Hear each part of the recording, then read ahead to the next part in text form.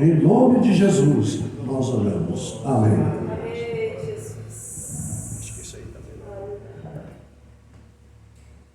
Cumprimento a todos com a paz do Senhor Jesus Cristo. Eu tenho uma mensagem para os irmãos hoje e eu gostaria de falar bem calmamente e reduzir essa mensagem ao máximo. A leitura se encontra no livro de Isaías, capítulo 6, versículo 8. Somente um versículo. Está escrito assim, Isaías capítulo 6, versículo 8. Depois disto, ouvi a voz do Senhor que dizia: a quem enviarei? E quem há de ir por nós? Então eu disse: eis-me aqui, envia-me a mim. Os irmãos podem tomar seus lugares? Irmão, eu ainda não tive a oportunidade de fazer. Ontem eu estive ali na matriz da conservadora, né? E teve um tipo de uma reunião, mas eu não sabia o que era. É que eu tenho que ir lá sempre, uma vez por mês pelo menos eu tenho que ir lá. E isso é um propósito, tá? Não é uma obrigação, é um propósito do meu coração, porque quem está junto, quem está trabalhando junto, tem que demonstrar interesse e responsabilidade, né? Então é isso aí.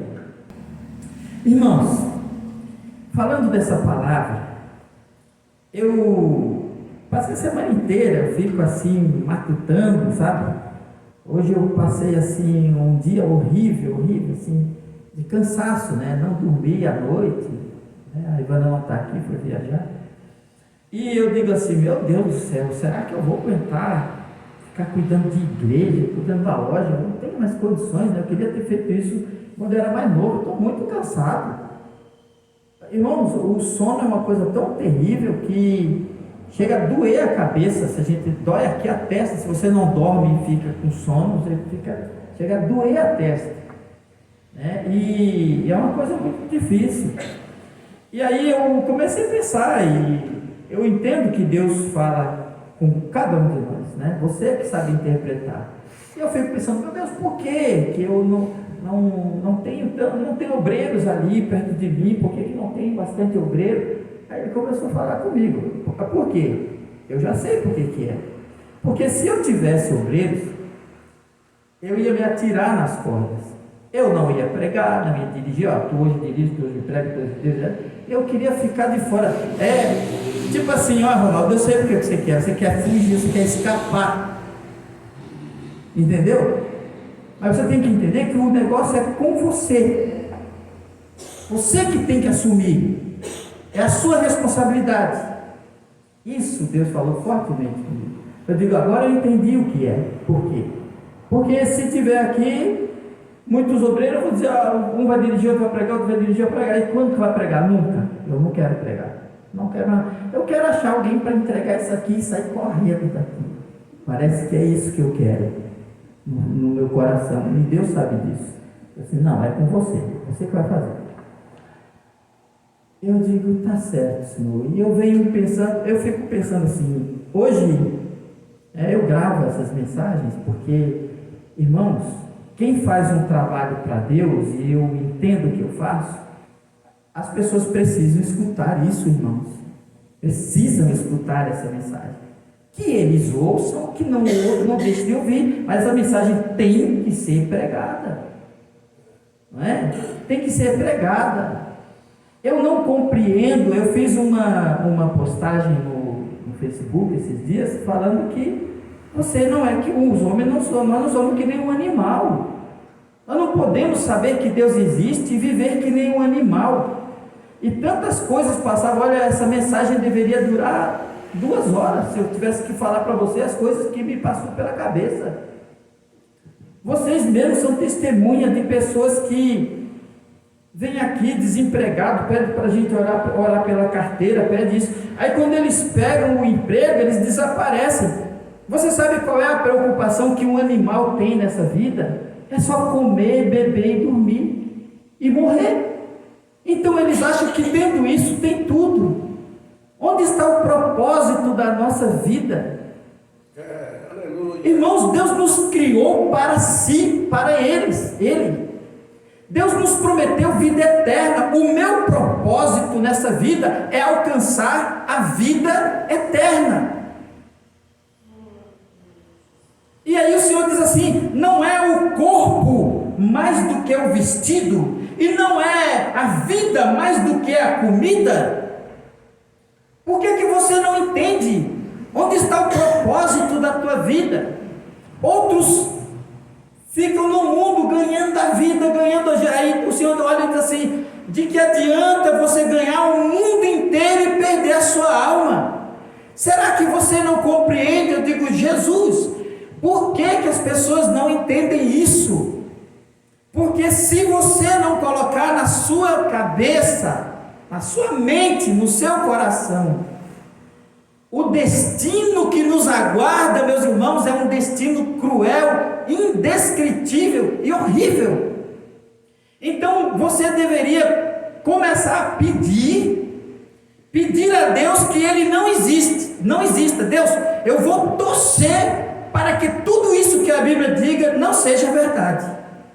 Porque se você acredita em Deus e vive dessa maneira, você já sabe, está ciente do seu destino. Não vai haver arrependimento, não vai haver clamor, não vai haver ai ai ai, não vai haver ui, não vai haver misericórdia, Senhor, não me ajuda, eu não sabia, eu não entendia. Você está ciente do seu destino. Então o negócio é a gente torcer para que Deus não exista. A gente nasceu por acaso, o mundo nasceu por acaso, tudo que tem aqui na Bíblia é mentira, e aí estamos bem, vamos viver que nem os animais, vamos morrer e a nossa alma vai se desfazer e está tudo bem. Agora, se Deus existe de verdade, você já está sabendo qual é o seu destino, se você está agindo. E aí eu fico pensando: Senhor, e como pode uma pessoa às vezes com 80, 90 anos, né, morrer que nem um amigo, uma mãe de um amigo meu lá do Brasil, morreu com 101 anos. Aí a gente diz: mas será que essa pessoa... Irmão, quando você sair do seu corpo, você será uma brasa viva, a tua consciência vai queimar, você será uma criatura de 18 anos. Você estará pronto para fazer tudo de novo se tivesse a oportunidade de estar aqui. Você está prontinho para ser julgado e lançado. Não vai velhinho lá para o inferno, sabe, com bengala. Vai almas conscientes. Pessoas que, se tivessem a oportunidade de voltar aqui na terra, eles fariam a mesma coisa e talvez pior do que o que eles fizeram. Porque a mente deles não mudou. O coração deles não mudou. Então, eu fico pensando, os irmãos quando chegaram aqui, eu botei aqui esses hinos do Oséias de Paula, uma bênção, coisa maravilhosa. E outra coisa, os crentes de hoje não sabem o que é pregação verdadeira. Na minha mocidade, eu escutava homens como Gesiel Gomes, pastor Napoleão Falcão, e de Caso Takayama, sabe? Aqui há poucos anos atrás ainda tinha o pastor Luiz Antônio, né? Homens que você, para escutar ele, você se colocava numa cadeira assim, se ajeitava. Lá em Curitiba, eu escutei muitos pregadores pregando a palavra de Deus de verdade, que quando ele ia começar, tinha um chamado irmão Adelso, que era uma bênção. Quando ele ia, eu cheguei, me ajeitava na cadeira, sabe, bem confortável para escutar. Eu digo: eu não quero deixar cair uma palavra desse homem. Que coisa extraordinária que era para a pregação. E muitos pregadores existiam naquelas épocas que pregavam verdadeiramente a palavra de Deus, que não eram famosos, mas eles eram dessa linha de homens que, quando abriam a Bíblia para pregar a palavra de Deus, glória a Deus. Hoje é uma vergonha. Eu não sei como é que se para ouvir uma pregação onde o cara diz: receba daqui, receba dali, fale daqui, olhe dali, fala da lá, fala de cá, toma aqui, talvez está aqui. O que é que fala? Como isso vai mudar a sua vida? Isso não produz nada, meus irmãos. Aleluia. Isso não produz absolutamente nada.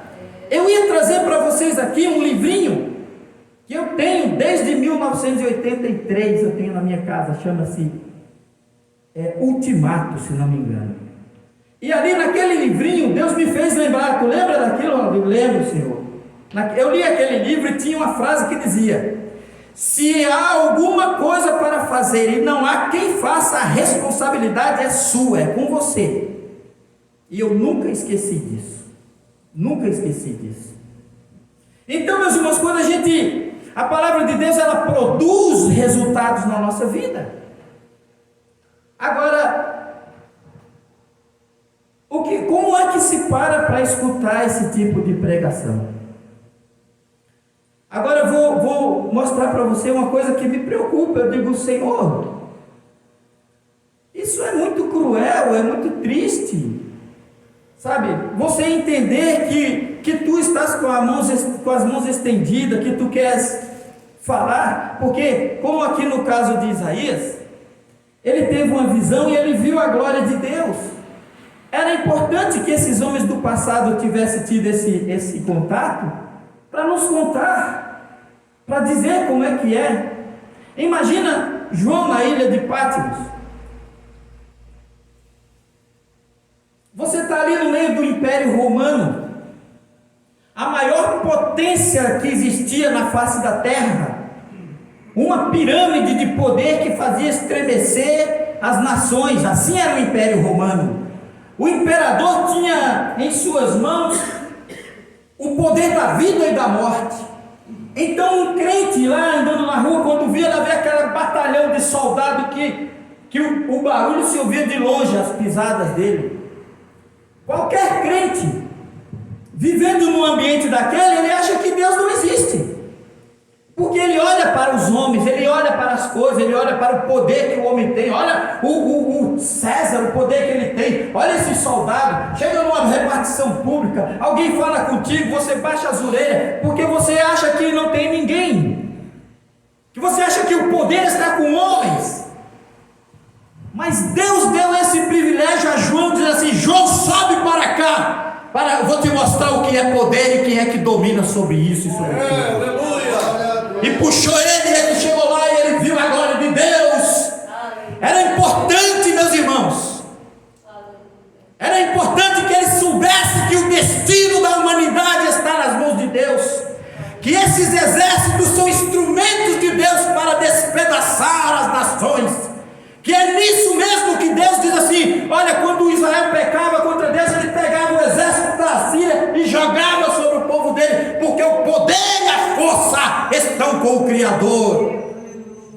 Então Deus abria a mente deles, e eles olharam: não, agora eu sei. Por isso eles enfrentavam a morte, por isso eles se lançavam numa arena com leões famintos, e eles iam cantando, e olhava para aqueles homens assim: você é pó, você é cinza, você vai apodrecer, poucos anos, mas eu vou viver com Jesus para sempre. Aleluia. E nós cantamos hinos hoje que nós somos a semente do sangue que foi derramado. Aquela semente foi plantada, todos eles passaram, mas o reino de Cristo permanece até hoje. E aí, ouvindo essas pregações, ouvindo essas baboseiras todas, você não consegue compreender as coisas de Deus. É uma pena que o horário é tão curto, mas eu digo assim: o Senhor disse assim para Isaías: a quem enviarei? Quem há de ir por nós? Eu quero enviar profetas para a minha terra. Mas a terra estava cheia de profetas. E ele disse assim: envia-me a mim. E o Senhor disse para ele: E o Senhor disse assim para ele, olha só a mensagem que Deus dá para Isaías. Então disse ele, vai, presta atenção que isso é parte da mensagem, vai e dize a esse povo, quer dizer, eu quero falar com esse povo, quem é que eu vou enviar? Mas está cheio de profetas, não, esses não, eu quero saber se tem um profeta para eu falar. Aí Isaías diz assim, eu vou. Aí ele diz assim, vai e fala para esse povo, dizendo assim, ó, ouvis de fato e não entendeis, e vedes em verdade e não percebeis. Engorda o coração deste povo, faz-lhe pesados os ouvidos e fecha os seus olhos, para que eles não vejam com seus olhos e não ouçam com seus ouvidos, nem entenda com seu coração, nem se converta, e para que não seja sarado. Então disse eu, até quando, Senhor? Deus disse assim, olha aqui, Isaías, eu te mando com uma mensagem, vai falar para aquele povo rebelde, que eu vou falar, vou fazer maravilhas no meio dele, mas eles não vão ver, não vão entender, eles vão ficar como cegos, eles vão ficar sem entender. Por quê? Porque eles ouviram de má vontade. Quando ele diz essa palavra aqui traduzida em outras línguas, traduzidas assim, ouviram de má vontade, eles não quiseram ouvir, eles não se importaram, eles preferiram os falsos profetas, os enganadores. Agora eu vou fazer coisas no meio dele e eles não vão ver. Então Isaías disse assim, quer dizer então, Senhor, que eu vou pregar uma mensagem que eles não vão entender e não vão se converter? É, isso mesmo. Essa mensagem vai ser um testemunho contra eles, contra a estupidez deles, a ignorância deles, porque eles desprezaram a palavra do Senhor, eles não querem andar nos meus caminhos. Então vai fazer assim, até quando, Senhor? Aí ele diz assim, até que não haja mais, até que as cidades sejam desoladas. Quer dizer, o contexto aqui diz assim, até que o juízo venha sobre eles. Quer dizer, você vai pregar, mas não se preocupe, eu não vou querer que eles se convertam mais. Por quê? Porque eles não quiseram ouvir, agora eles vão querer ouvir e eu não vou deixar mais eles ouvir. Eu tenho dito isso, meus irmãos, as coisas não é como a gente quer, é como Deus quer. Tem um pastor que dizia assim, o evangelho pregado de forma errada é isso, né? Aí atrás do vidro do carro tinha uma frase, né? Dê uma chance a Deus. Ele falou, mas brincadeira, quem dá chance a quem? Como você vai dar uma chance a Deus? Deus é eterno, Deus não precisa de mim, não precisa de você. Agora Deus te dá uma chance, Deus te dá uma oportunidade. Quem dá uma chance a nós é Deus, Ele dá uma oportunidade. Olha, eu te dou uma oportunidade de tu se salvar, tu quer? Eu te dou uma oportunidade para tu te arrepender, tu quer? Eu te dou uma oportunidade de perdoar teus pecados, tu quer? Tu não quer, então tudo bem, quando tu quiser, aí quem não vai querer sou eu. Porque sua vontade não é maior do que a minha, a nossa vontade não é maior do que a vontade de Deus.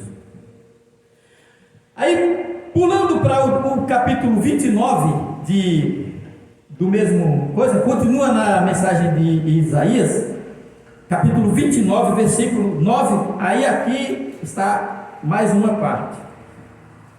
Ele diz assim, versículo 9: tardai e maravilhai-vos, fogai e clamai, bêbados estão, mas não de vinho, andam cambaleando, mas não de bebida forte. Porque o Senhor derramou sobre vós um espírito de profundo sono, e fechou os vossos olhos, que são os profetas, e vendou os principais videntes. Por isso toda visão vos é como palavras de um livro selado, que se dá ao que sabe ler, dizendo: lê isto, peço-te, e ele dirá: não posso, porque está selado. Ou dá-se o livro ao que não sabe ler, dizendo: lê isso, peço-te, e ele diz assim: eu não sei ler. Aí ele diz: porque o Senhor disse, pois que este povo se aproxima de mim com a sua boca e com seus lábios, e me honra, mas o seu coração se afasta para longe de mim, e o seu temor para comigo consiste só em mandamentos de homens em que foi instruído. Então o que é que Deus está dizendo aqui? Agora, Isaías, você vai levar a visão, você vai falar de coisas grandiosas, as pessoas vão ficar ficar maravilhadas, mas elas estão maravilhadas, mas elas não sabem por quê, porque elas não conseguem entender. Irmãos, imagine, você sabe que se você der isso aqui para uma pessoa que não sabe ler, aberto, isso aqui é a mesma coisa de me mostrar um texto em chinês. Eu só vou ver rabiscos, não é? Quando você olha um texto em chinês, escrito em japonês e em coreano, o que a gente vê? Quadradinho, mas ali está falando alguma coisa. Ali está revelando alguma coisa. Ali, para quem entende, ele vai abrir assim, ó. Hoje, dia 27 de novembro, o vulcão não sei de onde vai explodir. Tá, mas aí você mostra para mim um texto que está escrito em chinês, eu vou ver só quadradinho, rabisquinho e não vou entender nada. Quer dizer, eu estou vendo com meus olhos, mas eu não estou entendendo, porque eu não sei ler. Aleluia. E é isso que está acontecendo com o povo. O povo está cego. Eles veem Deus fazer as coisas, mas eles não entendem, eles não compreendem. Eu digo, meu Deus, como é que alguém não pode entender uma mensagem tão simples? Não, sabe por quê? Porque eles acostumaram o coração deles com a mentira, com o engano, porque eles fazem o que eles querem. Então você saiba de uma coisa, que você tem uma vontade, e essa vontade domina você, domina a sua alma. Você faz o que você quer e acabou a história. Você nunca faz o que Deus quer. Faz o que você quer, então tá bom, agora Deus está dizendo, agora eu vou fazer como eu quero, agora é a minha vez de fazer o que eu quero, porque eu dei uma chance para vocês. Ou então pega mas eu já sei, eu vou levar esse livro aqui, ali tem um cara que sabe falar chinês, só que ele tem um cadeado aqui. Você sabe falar chinês, sabe ler, sei. Tu lê esse aqui, como é que eu vou ler? Ele está trancado, não tem o cadeado, você tem? Não tem, então é assim. Então o Senhor está dizendo toda a visão, coisas maravilhosas que Deus está fazendo. O mundo está acabando, mas eles não estão vendo. A igreja está desviada, mas eles não estão vendo. Os crentes estão todos desviados, mas eles não estão vendo. O sarrafo está caindo sobre eles, mas eles não estão entendendo. Aleluia. Eles não compreendem. Eles não entendem que Deus não quer assim, que não é do seu jeito, que não é do meu jeito, que não é como eu quero, mas é como Deus quer. Você como é que pode? Aí na postagem eu digo assim, fale para um animal, fala para um porco, chega para um porco e diz assim, porco, me diz aí, tu acredita que Deus existe? Se ele pudesse responder, ele ia olhar para você e falar, claro que existe, eu existo, eu não nasci do nada, ele me fez. Tá aí, daí, terminou a pergunta? Terminou, eu vou continuar comendo e me lameando aqui, porque essa é a minha natureza, ele não vai mudar. Mas como pode um ser humano acreditar em Deus e não mudar? E não se submeter a Ele? Irmãos, está aqui, está cheio de igrejas por aí, está cheio de crentes, mas nem são igrejas de Deus, não são povo de Deus, não são coisa nenhuma. Essas pessoas se aproximam de Deus com seus lábios, com a conversa, mas o coração deles está na iniquidade, o coração está cheio de trevas, o coração está cheio de rebeldia, estão vivendo dias de feitiçaria contra Deus. Aleluia. E o diabo está tomando conta da vida deles. Irmãos, o que existem de pessoas derrotadas debaixo de um jugo terrível de Satanás, e não consegue, e ele não compreende, e Deus está dizendo, eu posso te livrar, mas eles estão achando que não. Esse caminho por onde eu estou andando ainda vai dar certo um dia, vai. Porque se o seu destino é ir para o inferno, ele dá certo sim, vai dar certo. Porque se você está destinado a ir para a perdição, então o seu caminho vai dar certo, porque é lá que ele vai parar. Não vai dar errado, vai dar certo, porque foi isso que você escolheu. Aleluia. Aleluia. Glória a Deus. Como pode? Eu nem consigo viver olhando aí essas palavras, eu acredito nas palavras do irmão Marinho. Tem hora que a gente não tem nem vontade de viver, irmão. Viver para quê? Você sabe a angústia que aquele povo de Israel está passando, o ódio. Você sabe que você está caminhando na rua, uma pessoa abrir fogo, pegar uma faca e dar no pescoço, eles correm esse risco toda hora. Os filhos deles, crianças massacradas. É esse o mundo que a gente vive. Eu vivo com um propósito.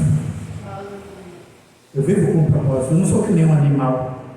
Eu não vivo para comer, beber, chegar ali, eu vou na igreja, vou ungir minha carteira e vou arrumar um emprego. Não, eu não vivo para comer. Aleluia. O meu propósito é a vida eterna. O meu propósito é viver com Deus. O meu propósito é ter um corpo semelhante ao corpo de Jesus Cristo. O meu propósito é viver a vida com o mesmo prazer que Deus tem, porque eu nunca vi Deus cansado. A gente se cansa da vida, mas a Bíblia diz assim: não sabes que o Senhor, o Deus eterno, não se cansa nem se fatiga, não sente preguiça, não tem sono, Ele não dorme, porque a vida, porque Ele é a vida, e ninguém deu essa vida a Ele, mas Ele compartilhou, como se diz na internet, compartilhou com você o prazer de estar vivo, o prazer de realizar as coisas, porque Ele disse: haja terra e houve terra, haja luminárias do céu, haja animais, agora faça como eu, você é a minha imagem, domine, pegue os rios, faça pontes, construa edifício, realize, seja realizado, faça uma nave, você não tem asas, faça um avião e diga: isso aqui foi eu que fiz, com a inteligência que Deus me deu. Aleluia.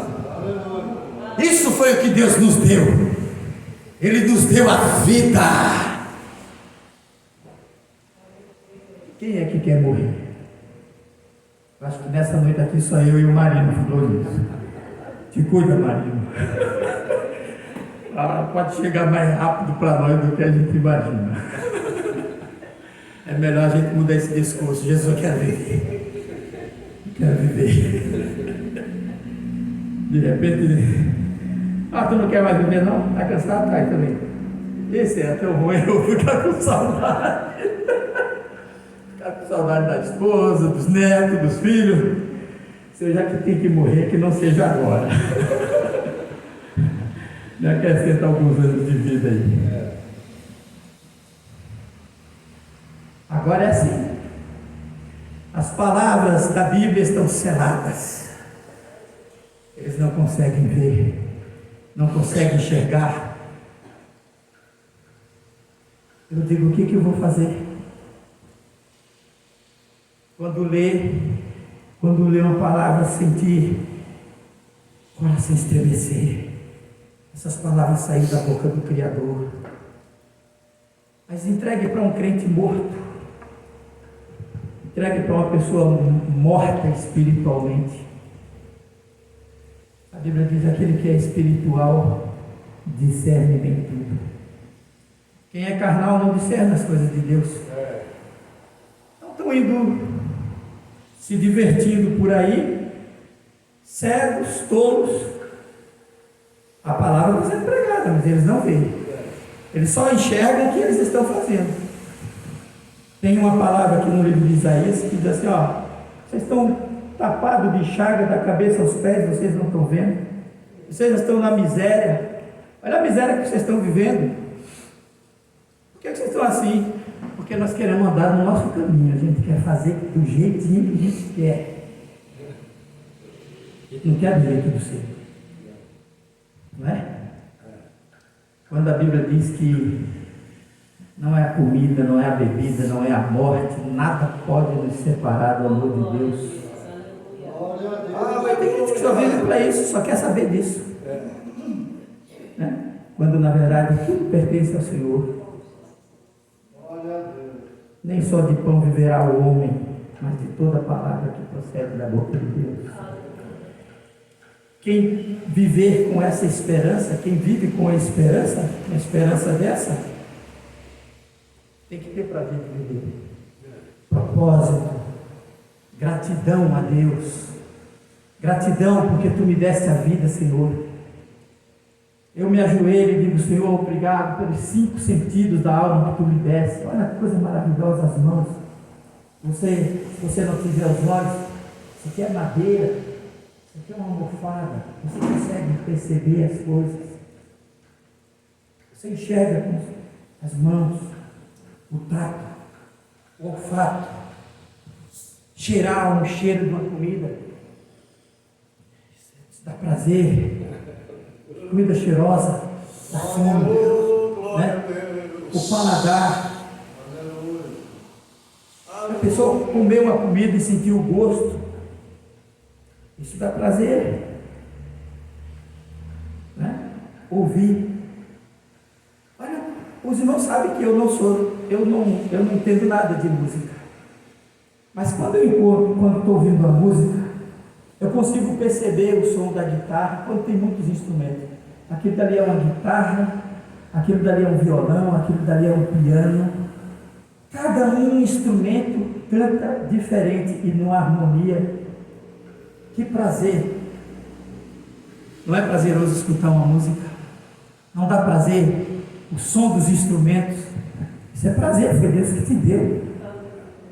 Né? Aí, a visão.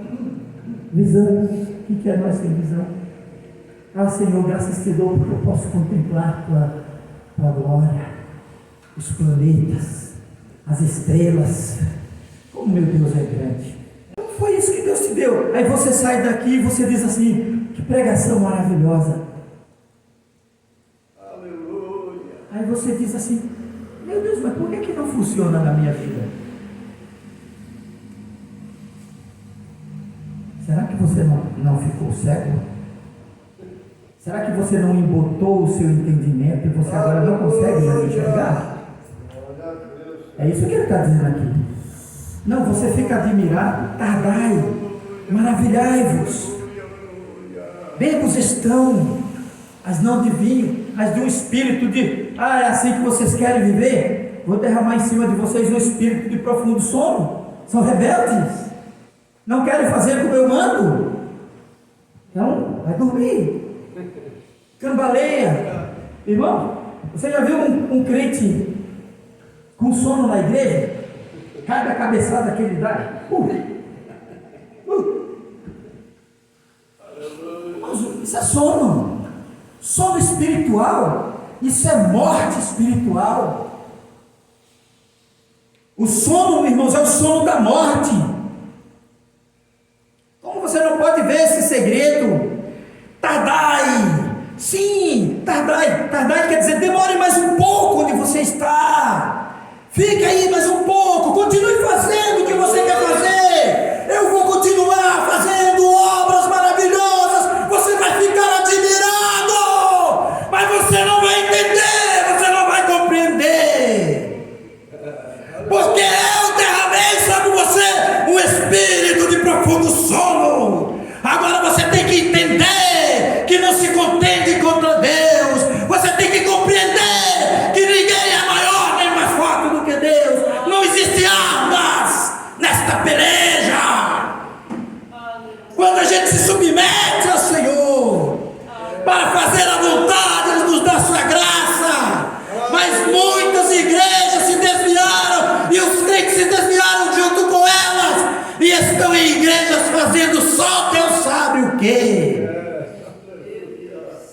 É terrível. Em igrejas, uma escuridão, é aquele teatro, é aquela imundícia, é aquela pouca vergonha, é a promiscuidade. Promiscuidade ali, mas eles estão cegos, eles estão mortos, eles não conseguem perceber. Na verdade, segundo essa palavra, eles já estão condenados. Mas a Bíblia diz, continue pregando, eles vão saber. Meu Deus. Quantos concordam comigo que a vida é difícil? Quantos concordam? Nossa, a vida é difícil. Ela é difícil em todos os sentidos. Não há lugar seguro nesse mundo. Não há felicidade permanente. Nós dependemos, nossa alegria, nossa paz, nosso pão, nossa comida, nossa bebida, nosso progresso, tudo depende de Deus. Se não nos submetermos a Ele, nós não vamos ter nada disso. Não é? Ah, tá bom, estou aqui, era tudo que eu queria, daqui a pouco, morreu um parente, acabou a vida. Acabou. Mas você pode acordar em paz, dormir em paz.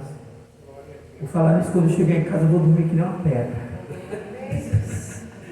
Eu tenho que eu tenho, hoje para pregar eu tenho que tomar um Red Bull. Porque eu estava tombando, cambaleando de sono, que dormia, e eu olhando essa palavra, meu Deus, e aí eu estou experimentando na pele o que é ficar com sono, cambaleando, né? A ponto de, não sei se você já sentiu, mas eu chega a sentir uma dor aqui na testa, assim. Uma dor, uma vontade de cair, uma vontade de morrer.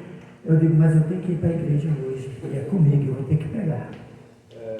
Glória a Deus. Se coloque de pé em nome de Jesus.